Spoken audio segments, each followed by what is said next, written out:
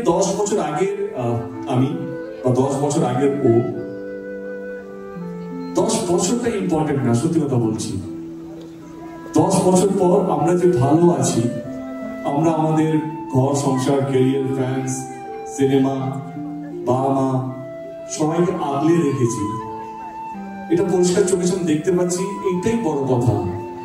স্মৃতি মুছে যায়, নতুন স্মৃতি আসে, মানুষ চলে যায়, নতুন মানুষ আসে, কিন্তু যেটা থেকে যায় সেটা হচ্ছে কি নিজেদের প্রতি একটা মিউচুয়াল আন্ডার, একটা মিউচুয়াল রেসপেক্ট কে ঠিক আছে তুমি যেখানে আছো ভালো আছো, ভালো কাজ করছো।